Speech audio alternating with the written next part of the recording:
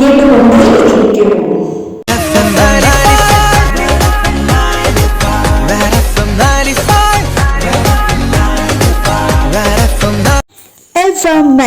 Mango ബൈറ്റിലേക്ക് എല്ലാവർക്കും സ്വാഗതം. Good morning, have A nice day. ഞാൻ ബിജ്ന MK. ഇപ്പോൾ സമയം 10 മണി കഴിഞ്ഞ് 10 മിനിറ്റ് ആയിരിക്കുകയാണ്. എല്ലാവർക്കും സുഖമാണെന്ന് പ്രതീക്ഷിക്കുന്നു.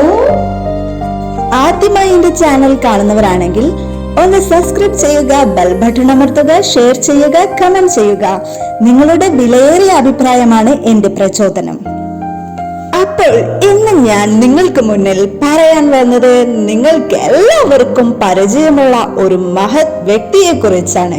അതാരാണെന്ന് അറിയണ്ടേ? അത് വേറാരുമല്ല, നമ്മുടെ സ്വന്തം വൈക്കം മുഹമ്മദ് ബഷീർ.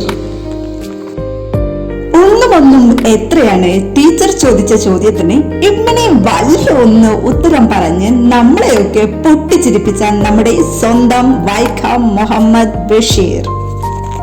അദ്ദേഹത്തെ കുറിച്ച് എനിക്കറിയാവുന്ന കുറച്ച് കാര്യങ്ങൾ ഞാൻ നിങ്ങൾക്കായി പങ്കുവയ്ക്കാം. മലയാള നോവലിസ്റ്റും കഥാകൃത്തും സ്വാതന്ത്ര്യ സമര പോരാളിയുമായിരുന്നു.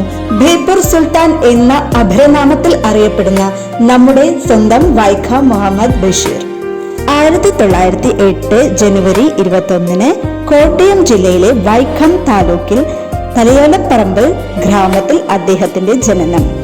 അദ്ദേഹത്തിന്റെ വിദ്യാഭ്യാസം തലയോലപ്പറമ്പിൽ മലയാളം പള്ളിക്കൂടത്തിലും വൈക്കം ഇംഗ്ലീഷ് സ്കൂളിലുമായിരുന്നു. സ്കൂൾ പഠനകാലത്ത് കേരളത്തിലെത്തിയ ഗാന്ധിജിയെ കാണാൻ വീട്ടിൽ നിന്നും ഒളിച്ചോടിയതാണ് ബഷീറിന്റെ ജീവിതത്തിൽ വഴിത്തിരിവായത്. ഗാന്ധിജിയെ തൊട്ടു എന്ന് പിൽക്കാലത്ത് അദ്ദേഹം അഭിമാനത്തോടെ പരാമർശിച്ചിട്ടുണ്ട്. 1982 ഇന്ത്യ ഗവൺമെന്റ് അദ്ദേഹത്തെ പത്മശ്രീ പുരസ്കാരം നൽകി ആദരിച്ചു.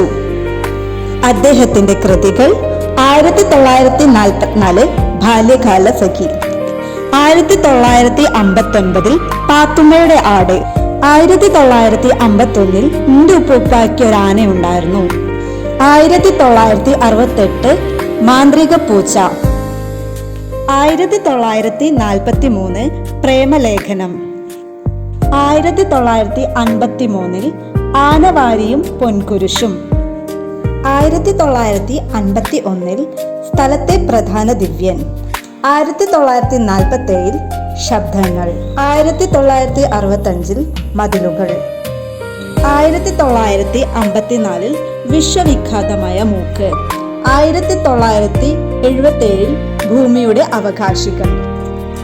അതെ, ഭൂമിയിലുള്ള എല്ലാ ജീവജാലകങ്ങൾക്കും ഭൂമിയിൽ ജീവിക്കാനുള്ള അവകാശമുണ്ടെന്ന് നമ്മളെ പഠിപ്പിച്ച് ചിന്തിപ്പിച്ചു തന്ന നമ്മുടെ സ്വന്തം വൈക്കം മുഹമ്മദ് ബഷീർ. അദ്ദേഹത്തിന്റെ മരണം 1994 ജൂലൈ 5 ബേപ്പൂർ, കോഴിക്കോട്. എനിക്കറിയാവുന്ന കുറച്ച് കാര്യങ്ങൾ ഞാൻ നിങ്ങൾക്ക് മുന്നിൽ പങ്കുവച്ചു. തെറ്റുകളുണ്ടെങ്കിൽ ക്ഷമിക്കണം. നന്ദി.